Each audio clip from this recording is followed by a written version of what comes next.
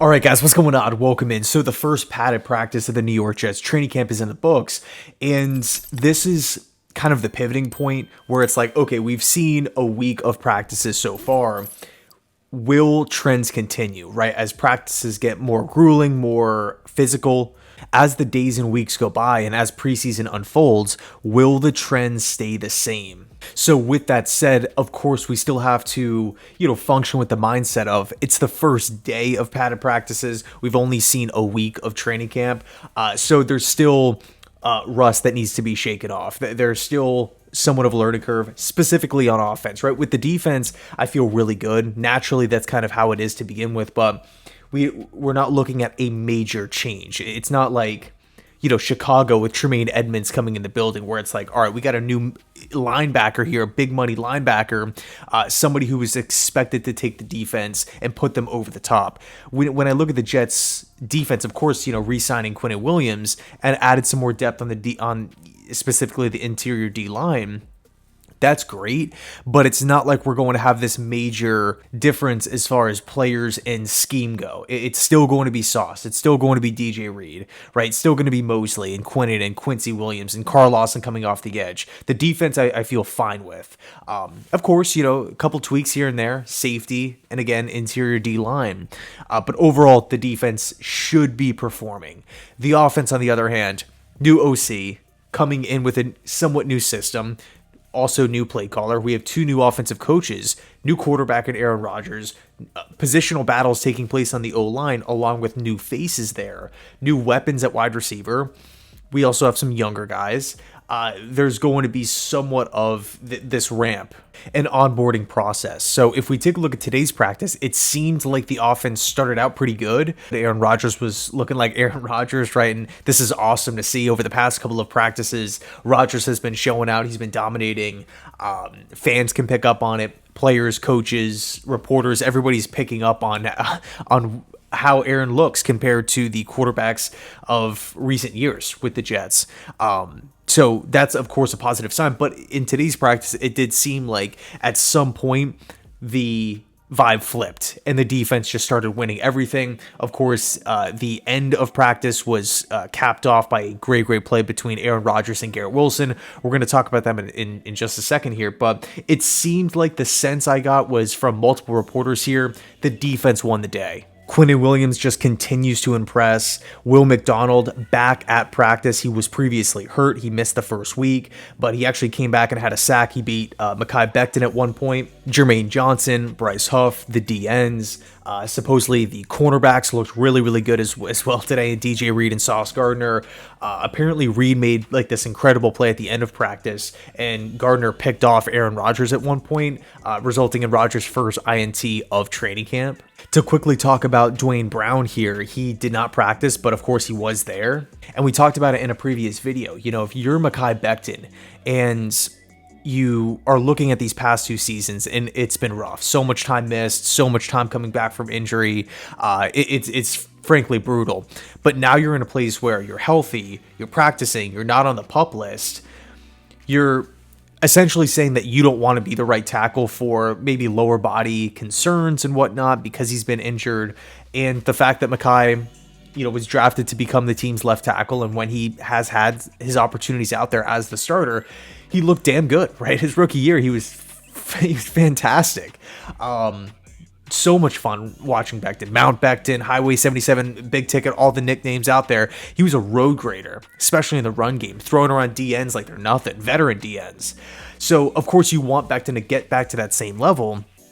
And I don't want to say he's gone back and forth with Robert Saleh like in the media, but it's clear, like fans know this, Becton wants to be the team's starting left tackle, not so much on the right side. Saleh, it's like, okay, fine, if that's what you want to be, that's what you want to be, but you have to go out and earn the job. And with Dwayne Brown not practicing, it opens the door for Becton to walk in and cement himself. I am the team's franchise left tackle. But with that understanding, you have to go out and execute. And like we said before, Will McDonald at one point beat Mekhi Becton for a sack. I believe Carl Lawson beat him twice on back-to-back plays. We've seen Billy Turner have some great moments. We've seen Billy Turner have some not so good moments. It seems like it's not like in Jets camp amongst coaches, it's not like, okay, Dwayne Brown isn't practicing, Becton, you're the guy right out of the gate. And also factoring in, he did miss the 2 years. There is going to be a process in place to get back to full speed.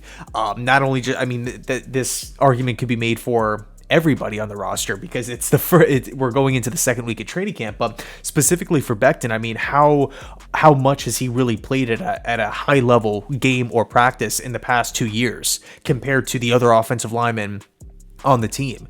It's like night and day.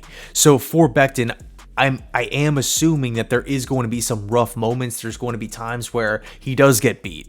I mean, and also looking at the D line, tons of talent all over. Younger guys, veteran guys, a lot of depth there.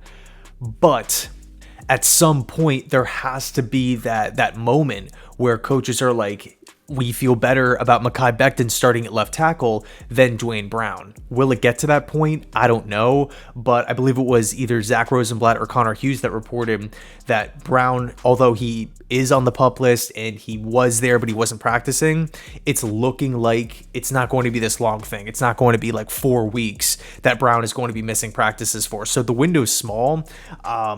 Unfortunately for Becton, we could see Brown come back relatively soon. So it's a battle. It's a battle at left tackle for sure. Now, going back to Aaron Rodgers here, specifically working with Garrett Wilson, this is massive, right? This is something that I don't want to understate. Of course, the Jets have other good pass catchers, Allen Lazard, Corey Davis, Randall Cobb coming in from Green Bay. Obviously, that chemistry, that security blanket mindset is there.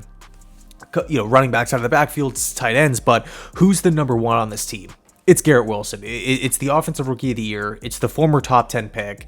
It's the guy that had over 1,100 receiving yards with multiple quarterbacks, let alone bad quarterback play from the combined numbers, right? Of course, we could talk about Mike White shining here and there, but you know, overall on the season from weeks 1 to 18. You look at the quarterback numbers, it's not comparable with some of the top guys in football, obviously.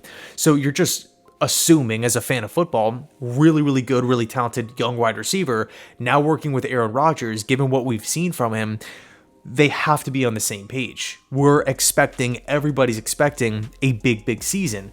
Wilson to take that step forward. I mean, we all see the second year jumps for wide receivers, and also young guys hit the league and they just instantly start producing. Why can't Wilson be, talked about in the top 5 in that upper echelon group of wide receivers working with Rodgers? This is that season to go out and prove it. So the one awesome storyline, probably one of my favorites of camp so far, and granted it's early, but still I think that bodes well in favor of Rodgers and Wilson. It really seems like the continuity is building.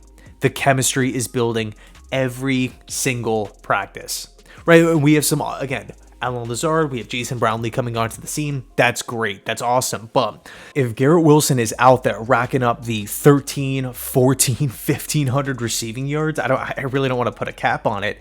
If he's out there putting up those numbers, working directly with Aaron Rodgers, one of the game's best quarterbacks, how do you think the offense is going to look? Also understanding that the defense will be getting the ball back. They will be neutralizing and stopping opponents. They will be turning the football over, hopefully getting after the quarterbacks and whatnot. Like projections, using a lot of optimistic assuming. Of course, nothing is set in stone, but things are looking up. Things are looking like they're moving in the right direction for Wilson and Rodgers. And that was the point that I really wanted to drill down the other day when I was talking about Wilson, Rodgers, Hackett, the trifecta here. Hackett knows what a great receiver looks like in Davante Adams. He knows what a game-breaking guy looks like. He knows what that can do for not only just Rodgers, but for the offense as a whole and the stress that it puts on the defense. To me, Wilson has, I'm not calling him Davante Adams, but he has the potential to be that clear-cut number one, Garrett Wilson, one of the best wide receivers in football. He has that potential. Get 2% better every single practice. Is the chemistry growing? Is the continuity building? Is that relationship growing between the three of them getting better, trending upwards? If the answer is yes, then it's a win. it's a win. We have so much time before the start of the NFL season. If that continues to build, just stacking the bricks one on top of the other, good practice after good practice, I think we're going to have a lot of things to look forward to once the regular season hits. Now, the last point that I did want to touch on real quick is the running back room. So far, we look at what has transpired in the early parts of camp. We've seen Breece Hall looking exactly where he needs to be as far as the rehab and recovery goes. That whole thing is looking great. We actually had I believe it was Rich Cimini that reported the other day that the expectation is still Breece Hall should be ready to go by week 1. We've heard that in the early parts of training camp, Michael Carter has been looking really good. He's been looking athletic. He's been looking smart, picking up the offense. We transition or we move forward a couple days, and Bam Knight, it was reported, I believe yesterday from Zach Rosenblatt, Bam Knight has been the best running back in Jets training camp so far. Now we fast forward a day today, and Izzy A was making headlines. He was a rookie from Pittsburgh. The speed was on display. At one point, he had this long touchdown run. So from a running back standpoint, Breece is on his way back. The 3 other young backs that the Jets have on the roster are all looking solid. It doesn't really seem like there's, a liability here or, this major Achilles heel. He needs to pick up the pace. We're not having any negative storylines. Almost just knocked over the coffee here. And that's flat out awesome, right? That's as much as you can really ask for, realistically speaking right now. Now, of course, we are still rumored to be interested in Dalvin Cook. Leonard Fournette's out there, Kareem Hunt's out there, Ezekiel Elliott, a lot of veteran running backs still out on the open market. Will the Jets end up making a move there? I don't know. Maybe. I think this is a great position for the Jets because it's like, all right, we have multiple options out on the free agent market, ranging in different price tags and different impacts. But at the other side of the coin, we're in the middle of training camp, so we're getting a good gauge on whether or not we actually need somebody in that market. If Saleh, if Keith Carter, if Downing and Hackett are getting the sense like, we might really need an extra body, we have 4 or 5 guys to choose from. If they're watching these guys practice saying to themselves, we think we're good, then it's like, awesome. We're not in March. We're not in April. We're not in a panic situation where it's like, gosh, we don't know if we need one or not. We don't know if Breece Hall is going to be coming back. Is he going to be on pace when training camp hits? We're there now. So we should have a much more clear picture on the running back room, the running back health, the running back productivity. So it bodes well for the team. Anyway, let me know your thoughts down below in the comment section. Thanks so much for watching. And as always, go Jets.